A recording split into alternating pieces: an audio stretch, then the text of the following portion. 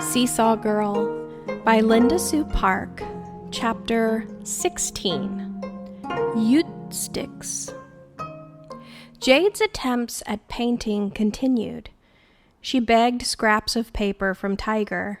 He even smuggled a brush and a jar of ink out of the hall of learning for her. As he gave them to her, he said, "There you are, but why would a girl want to paint?" Jade could not have told him why, only that she had to paint, to put the pictures in her head onto paper, where she could see them with her eyes.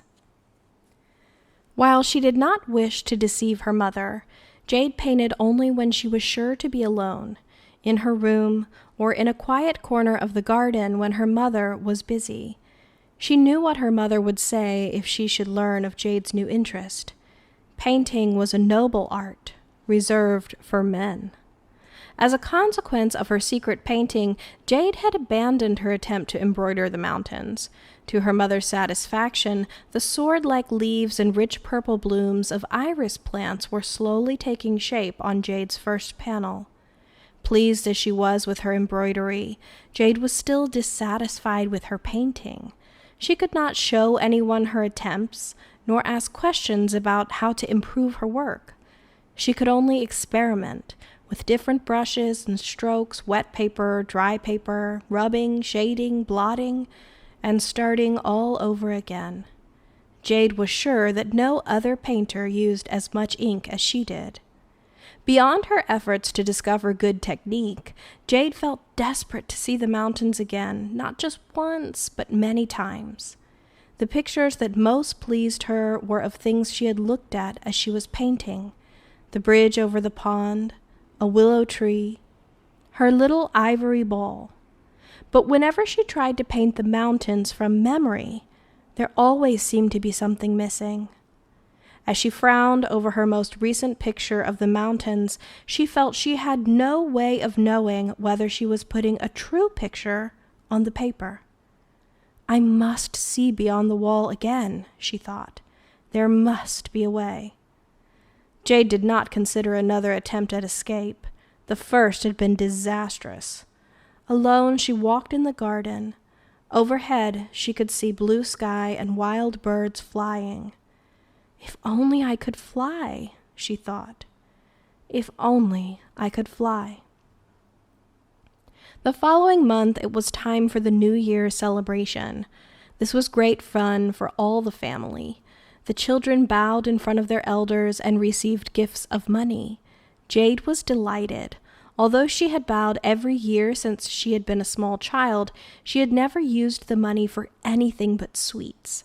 Now, she had enough to give Tiger to buy paper and ink the next time he went to the market. The festivities lasted for several days. Everyone ate wonderful food and played games. Jade's favorite game was Ute.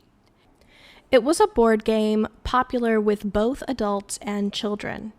Ute was played with long, smooth sticks, each with a rounded side and a flat side. A player tossed the Ute sticks into the air. The flat sides that landed face up indicated the number of spaces a token could be moved.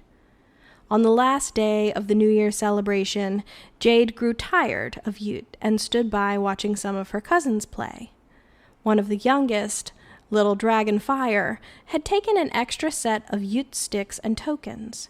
He was playing his own game with them, balancing one stick across another, putting a token at the end, and then pounding the other end with his hand. As the token flipped into the air, Dragon squealed with delight and tried to catch it. Jade watched him first idly, then with growing interest. When Dragon balanced the token just right and hit the other end just so, the token flipped high into the air. Another plan began to grow in Jade's mind. Jade watched for her chance. Soon the spring season's repairs began. As always, winter snow and winds had done some damage to the house, and masons and carpenters arrived to make their repairs. It was a boring time for the girls of the Han household, for while the workers were busy in the inner court, the girls had to stay behind closed doors. But the repairs were finished quickly, and soon the girls were free to roam the inner court again. Jade wandered about, noticing the work that had been done here and there.